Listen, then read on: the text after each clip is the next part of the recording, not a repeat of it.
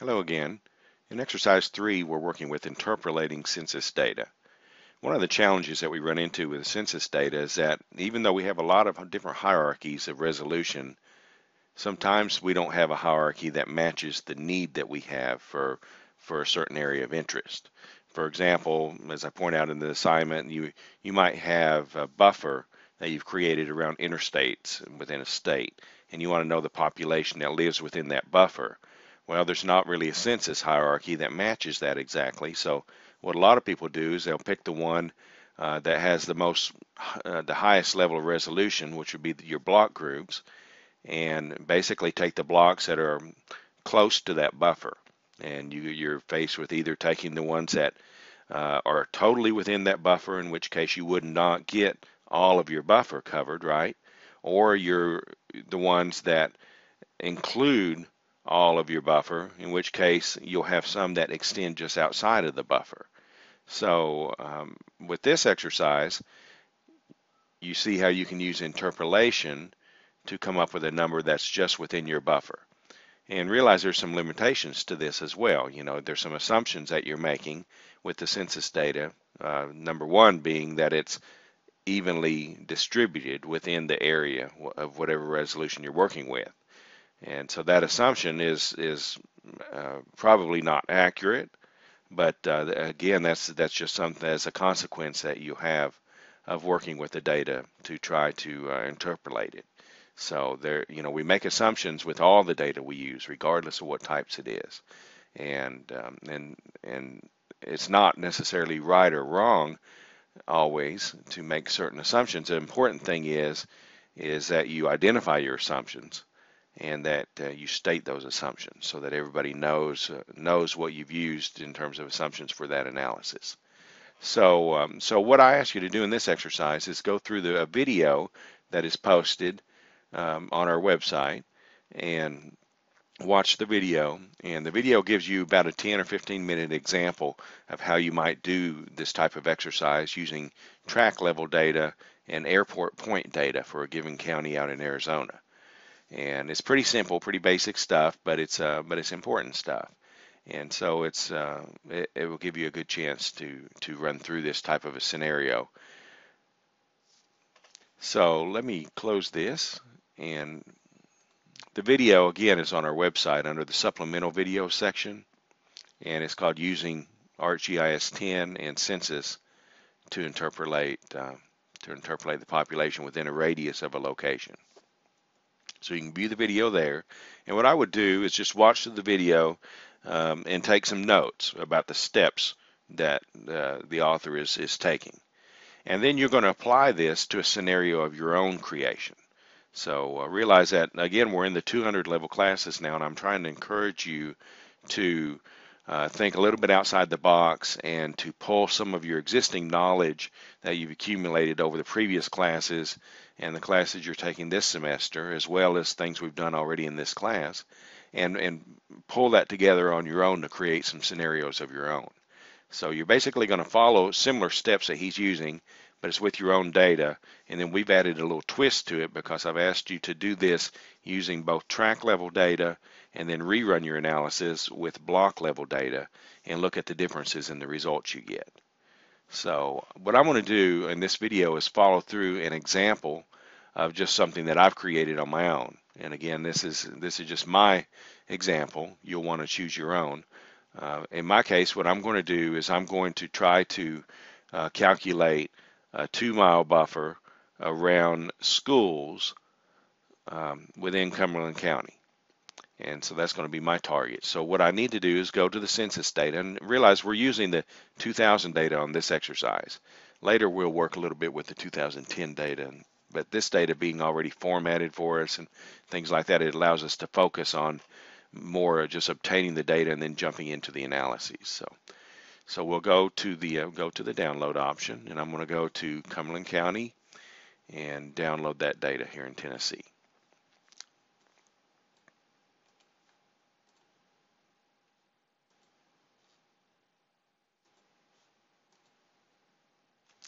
And I'm going to go ahead and get all of the data that I think I'll need while I'm here so I won't have to come back.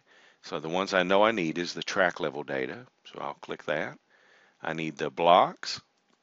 And remember, these are just Tiger files, so they don't have any population data in them yet. They're just basically polygons with a little bit of minimal information that identifies the name of the code number, name of the track and the block and so forth. And so I'm going to need some population data as well, and that we can get from down at the bottom part of this dialog from our the demographics data. And what I want, remember we work with the SF1 data, not the PL94. And so I want to get the block demographics and I want to get the track demographics. And remember also that these layers include data for the entire state. So if you are working with more than one county, or if you happen to have overlap into two counties or something, you can go ahead and get the Tiger data for that, but you would only need to get these layers once, as long as you're within the same state. Now, we also need a layer that's going to have schools in it.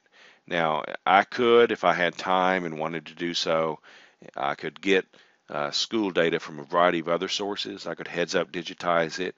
I could look at Google, for example, and try to get some information and pull that over into a map I have in ArcGIS. And again, I might involve just some heads up digitizing. Or what I'm going to do, the census data has, as we've seen before, they have a layer that has a whole variety of point data from within a county. Now the only catch is it includes schools that are historical schools as well. So for simplicity in this exercise, I'm just going to take it at face value and assume we have actual live schools at all of the points. In reality, you would probably want to edit that out and only keep the points where you know they were a known school, or you might be just interested in working with a certain specific school, just one point, and you could get the data out that way as well. So in this case, what we want to do then is get the landmark points data file. And because I always forget if it's, sometimes I forget if it's the places or the landmark points, I'm going to go ahead and get my designated places in 2000 as well, just to be safe.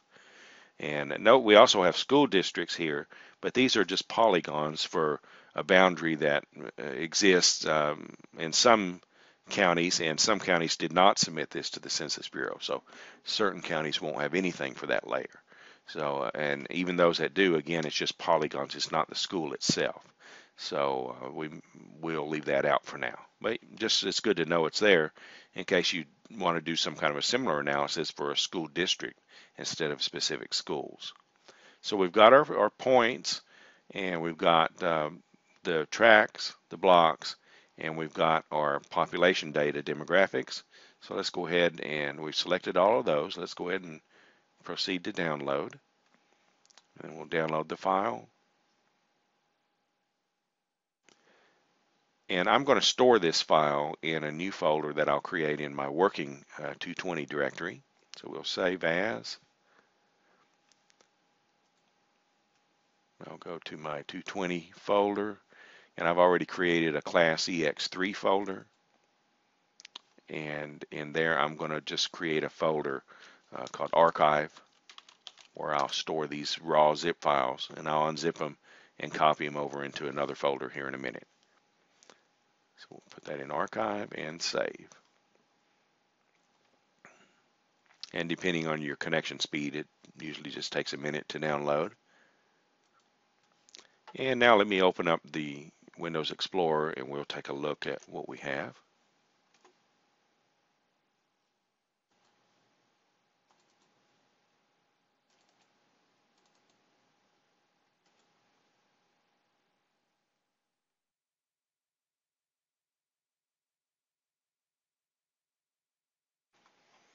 And I'm waiting on WinZip to execute.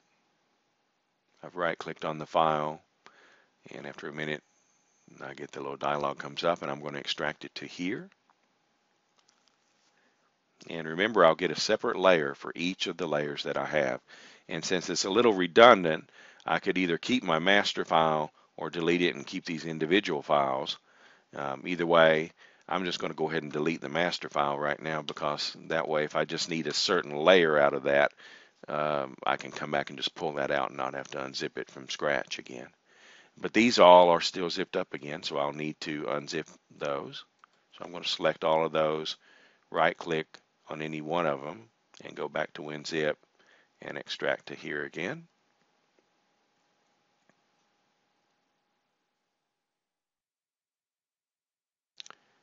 And then I want to select the layers that I've unzipped.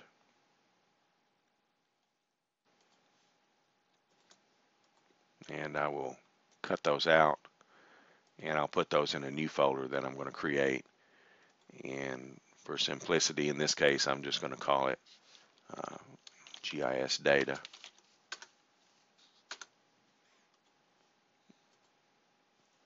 And I'll paste it in there. So I've got my data in here, and realize that it also includes the summary files. That's got the SF1 embedded within the name. And there should be 2 of those in there, right at the top. And remember, with your census data, you have to define the projections for that. So since we've done that several times and saved time on the video, I'm going to pause the video while I go through. I'm going to go into Arc Catalog and assign projections for each of my layers. Remember, your SF1 data is just raw debased data. You don't have a shapefile for that. So even if it does show up in your list in Arc Catalog, you don't try to define a projection for that because it's just a data file. So just define the projections for your shapefiles, and remember, we're working with, in this case, geographic NAD 1983. And I'll be back in just a minute. And I'm back, and as you can see, still have open Windows Explorer while I was opening Arc Catalog and defining the projections. And we've got some new files that end with a .prj extension and some that end with a .xml extension. And these were created during the process of defining our projections. So we've now got our projections defined, and we're ready to open up Arcmap and pull these layers in. So we now have Arcmap open. And the first thing, let's go ahead and we can pull in our layers. But what I would suggest is to go ahead and define a projection for your data frame before you pull those in. And we've got a variety to choose from as usual. A lot of times we'll go with the UTM. The video used a state plane. Of course, they were in Arizona. And so just to be a little bit different in this project, let's use a state plane for Tennessee, since I'm in Tennessee with my study area. So I'll go to Properties. And the nice thing about state plane in Tennessee is that there's only one zone for the entire state. So we don't even have to worry about looking up our zone. So we can go to Predefined, and this time we want Projected, and State Plane. And we'll pick NAD 1983 feet, and then we want to pick the state plane zone for Tennessee. So I'll scroll down, find Tennessee and select that one, apply, and OK. Now keep in mind again, and I know I've repeated this a number of times, but it's really important because projections, once you get a handle on them, they're not very difficult, but it's one of the hardest things to get a handle on with GIS. Remember, we defined the projection for our data layers into what they actually were, what they were created in, which was geographic NAD 1983.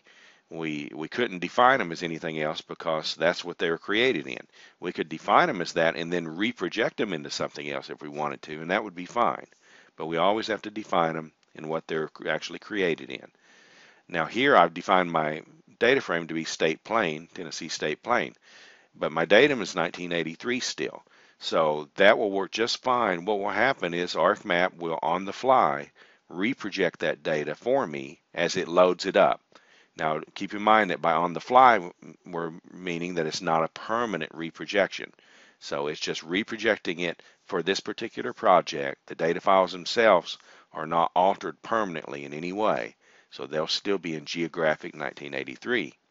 But we need to define some kind of a projection for a data frame here because a lot of the analyses that you work with in ArcGIS needs to have that projection defined in the data frame. Now in the past there's been some that needed it to be defined in the actual data files themselves. So that there will be times where you need to actually reproject your data into a projection. And it's changed from one version of ArcGIS to another. So we're going to go ahead and try it this time, just putting our data frame in a certain projection like was done in the video, and see if that works okay for us. If it doesn't, we'll have to go back in our catalog and reproject the data files themselves, and then set a projection for our data frame and load them in. So just keep that in mind. And again, as long as the datums are the same, then you won't get any warning messages. If you have different datums, then it's probably a best idea to reproject one or the other of your layers into a projection that gets all of them the same. So in this case, they're all 1983, so we should be fine. So let's go ahead and load the data files.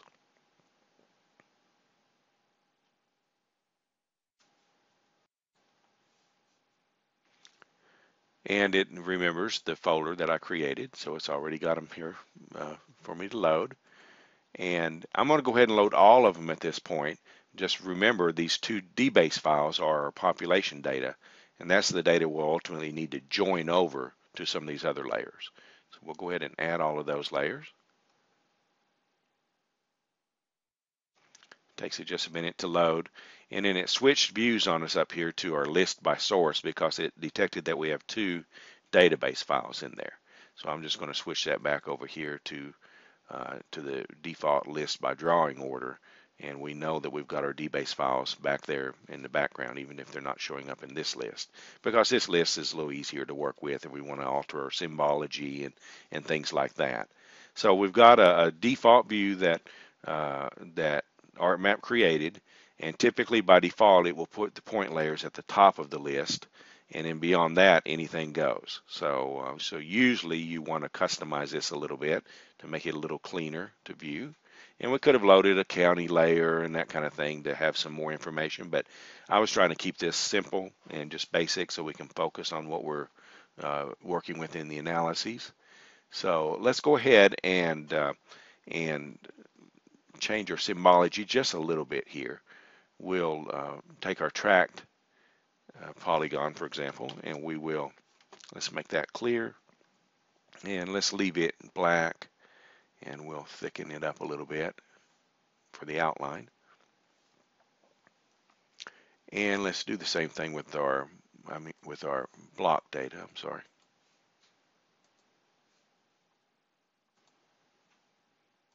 And we'll thicken that up a little bit.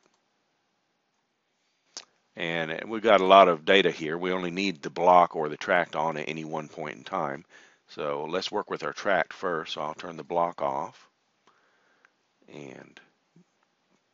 And I loaded the place data and the point data. And the place data is mainly the communities. And I'd forgotten that when I loaded it. So I'm going to just take that out because I don't really need that. We want just the point data for our schools. So I'll remove that layer. And now we've got most of what we need. The only catch is we've got all of the point data for the county. So we've got stuff beyond schools in here. So we want to get it to where we just have our schools showing up. And when we look at our list, we can scroll through the list and we can see that just by looking in the name field, I see a school there. And remember though that not all the schools will show up as names. So if you remember from our last exercise, the CFCC table will come in handy in this case. So I could pull that CFCC table over and do a join and pull out all of the schools if I want. Or what I'm going to do in this case to keep it simple is I'm going to make an assumption here that the D43 field in the CFCC codes is a school. Okay, that's just an assumption that I'm making just for the sake of time, and it's probably accurate. So I'm going to go ahead and do that. What I want to do basically is just pull out my school information out of this larger file. So what I want to do now is I'm going to close this. I want to go to selection, and I'm going to select by attributes. And I'll pull that up. I want to make sure that my layer file up here is set to the layer file I'm interested in selecting, which it is by default in this case. And I'm interested in the CFCC codes. So I'll click that.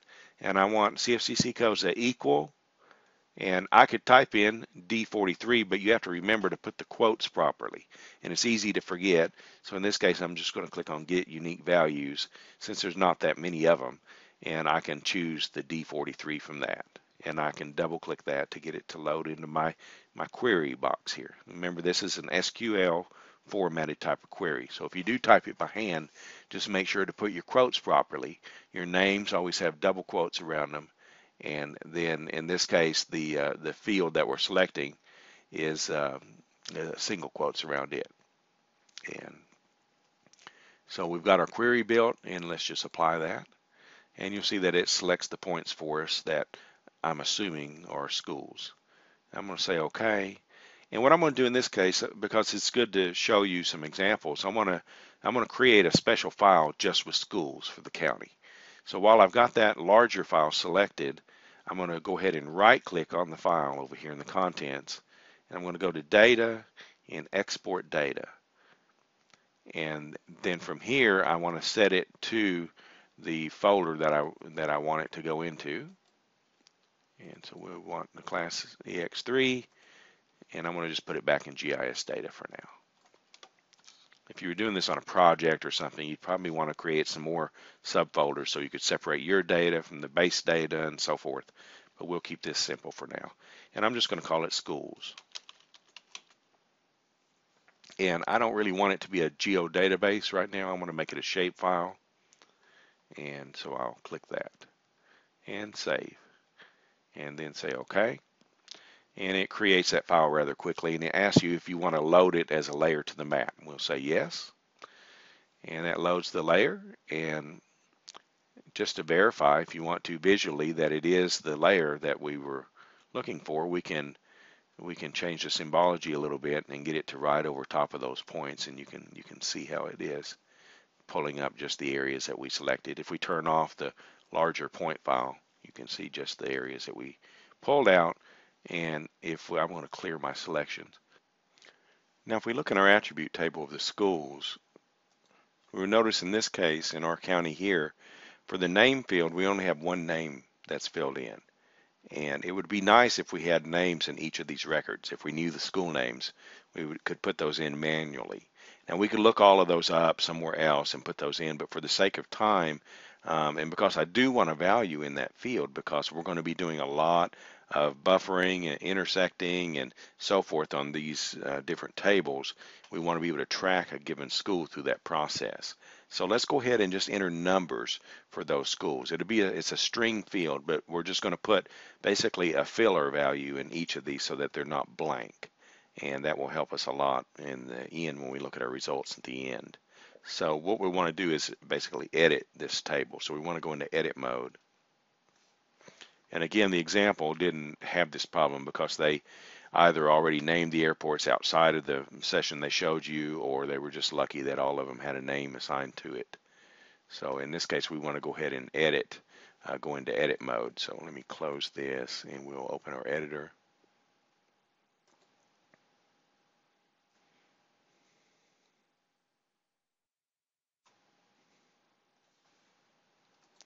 Now, if you ever click on the edit toolbar and it doesn't open, make sure that you go into your customize and check to make sure your toolbar is turned on.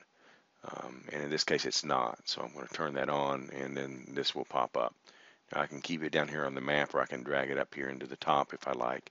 But that puts our editor toolbar there, which we need. And then we can start editing. And we want to edit the schools layer. It puts us into edit mode. We're going to click on the schools up here. And now we're not wanting to edit the features themselves. We want to just edit the attribute table. So let's open the table. And now we can put a value in each of these fields for the name. And because I don't know the names of all the schools and I don't want to take the time to look them all up right now, I'm just going to put a number in each of these, just other than the one that's already completed. So I'll just put a number 1 in the first one. And it's a string value, notice, even though I'm putting numeric value in there, it's treated as a string, and we know that because it's left justified.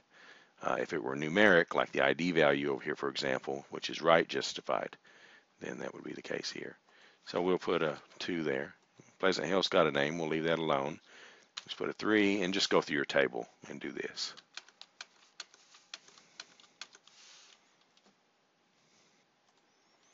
So we have a total of 34 schools, and I've numbered them 1 through 33, leaving Pleasant Hill with the name that it was already assigned. Now I'll close that and we'll get out of edit mode.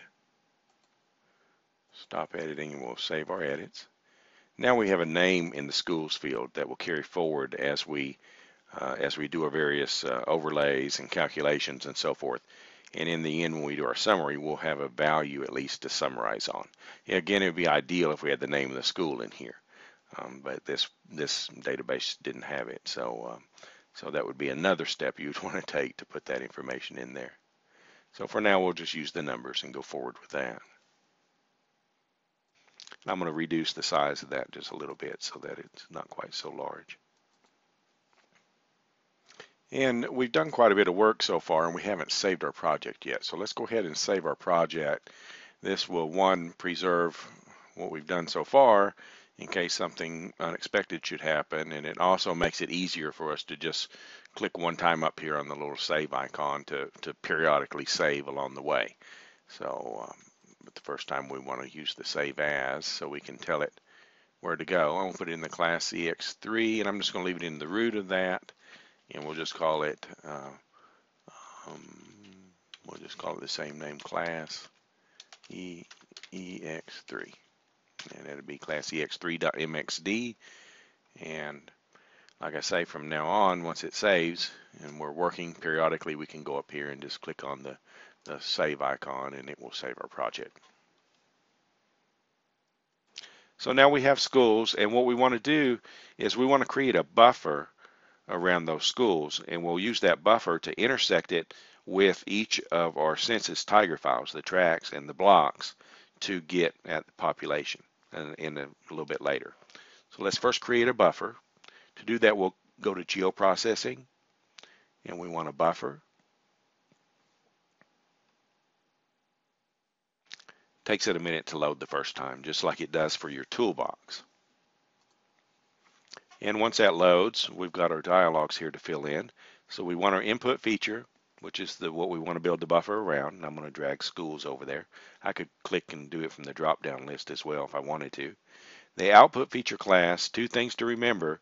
Nearly all of your analysis functions in ArcGIS will default to your temporary folder on your computer. And that's not where you usually want to put it. So we want to change that. And then a lot of times it will give it a different name. So it's calling it schools_buffer. So it's tacking on the analysis to the end of that name. And sometimes you'll want to change that as well. I'm going to leave it in this case so it will be easy for us to know which layer is which. But I do want to change the directory where it's storing my data. So I'm going to select, and I'm going to go back to the exercise 3 folder, and we'll just put it back in the GIS data. And I will have to give it another name here, so I'll just repeat the name, schools buffer. And we'll say save. And that changes our folder path and keeps the same name. Now we wants to know how big the buffer needs to be.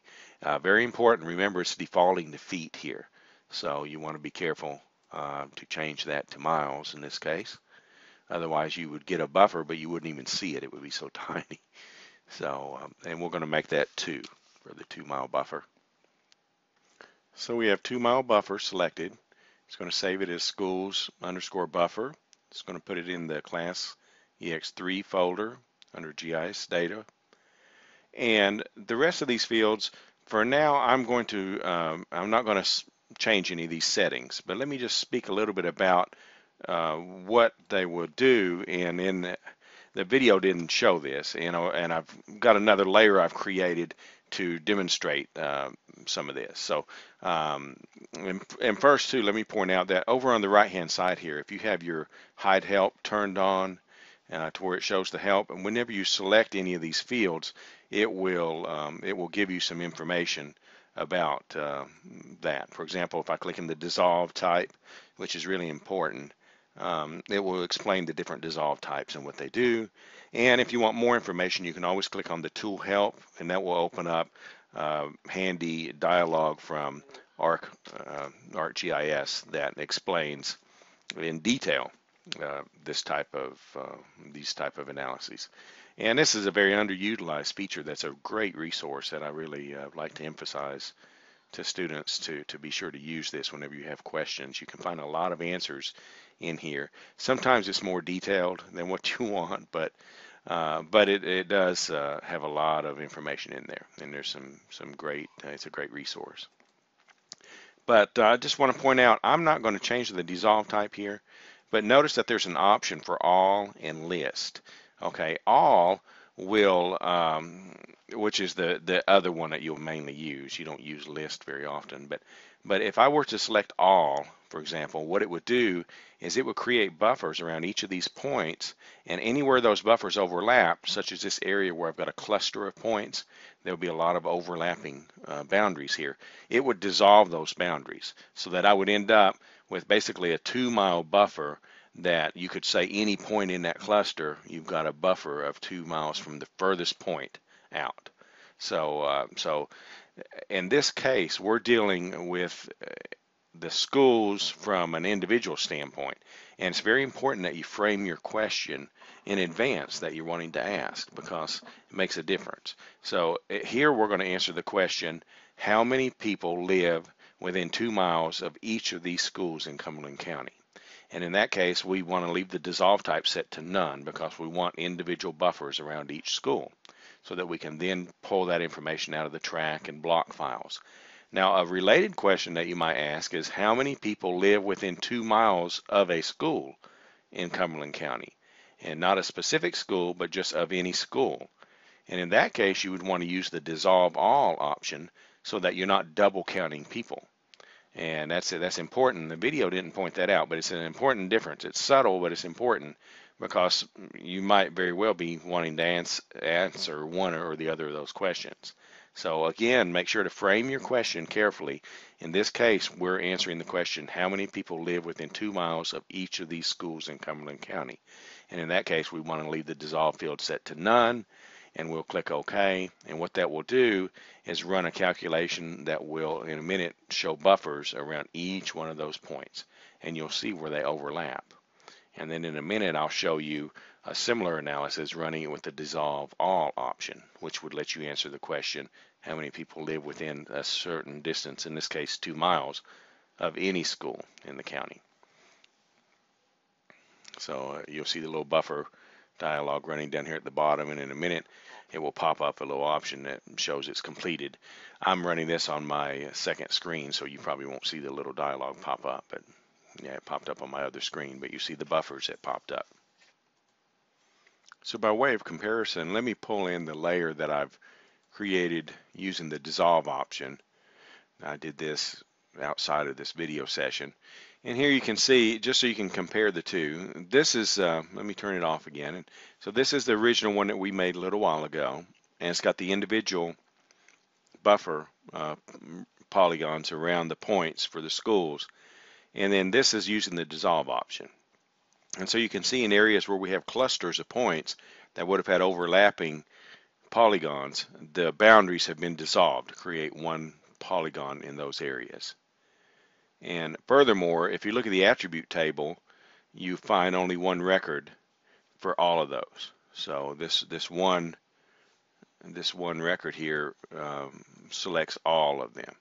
So this would be, again, this would be the option you would want to use if you were looking to answer the question, for example, how many people live within 2 miles of a school in Cumberland County? Then this would be the way you would want to go. So the way we had it, again, we're answering the question, how many people live within 2 miles of each school? And if you look at the attribute table, you'll find that we have the 34 records here, one for each school. So that just gives you a comparison. I'm going to take this other buffer out now so we don't get confused. And let me save again. It's been a little while since I saved. Now, we've got our buffers created around the schools, but we need to bring in our population data. If we open our attribute table for each of these layers, we can see that it just contains basic census information that comes with the Tiger data. So we don't have any population figures here, and we don't have any area measurement here. We just have the raw data that goes with those polygons to help identify the tracts and the block groups. And so we've got 8 different tracts, and we've got 2,550 blocks. I'm sorry, I said block groups a minute ago, but blocks. So what we need to do is we're going to eventually want to join the population data we obtained with this information. But before we do that, let's go ahead and calculate the area of those polygons. And it's important that we calculate the area now, because if we join the information over and then calculate the area, then it can cause a little bit of confusion in there, unless we make it into a permanent file, which I'll discuss that more in a minute. So let's go ahead and calculate the area for each of these 2 polygon layers. So we open our attribute table back up, and I'm doing the tracks here first. You could do either one. We will add a field, and we'll call it area, and we'll make it a double. Then we'll leave we'll make it a double, and we'll leave the field properties to the defaults. And then we'll right-click on the field heading, go to Calculate Geometry, and then it warns us basically that we're doing this outside of an edit session, in which case you can't undo your results, and that's okay, because we didn't have any results in there to begin with, so we do want to continue.